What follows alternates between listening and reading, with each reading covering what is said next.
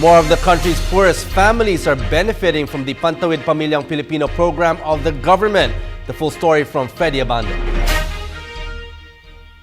The government's investments for its cash transfer program is spreading the benefits of inclusive growth.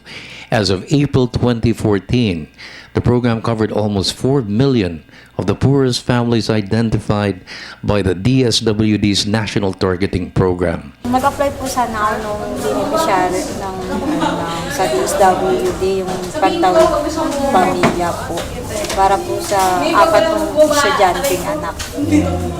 So, kasi mahirap po kasi yung pagpapasukan na yung araw-araw nila pamasahe, baon, pangkain po. Eh, wala po kaming permanenteng trabaho. Ako ay yung contractual lang po.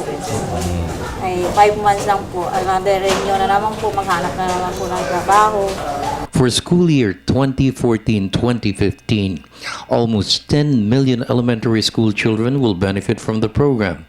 The program has been expanded to cover students enrolling for a high school. Ang bago kasi sa programa ay yung extended age coverage, sapagkat dati kasi ay hanggang 14 years old. Pero starting this year, 2014, yung 15 to 18 years old ay kasama na sa ating yung mga households na merong 15 to 18 years old kasama na sa programa. At ang ine-expect namin ay mga 2 million ang mga estudyante na 15 to 18 years old na masasaklaw nitong programa. The maximum coverage per family is 4 members, 300 pesos per child for education, 500 pesos for health. To avail of the cash grants, a child must attend regularly for education.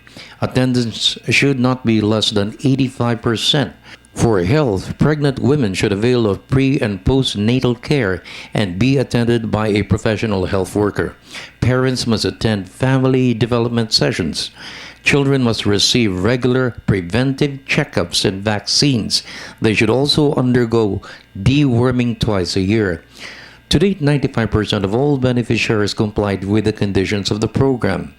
Failure will drop them from further coverage. Anong pagsisimula ng programa, marami talaga ay yung inclusion o exclusion errors. Pero yun naman ay nabigyan ng solusyon na.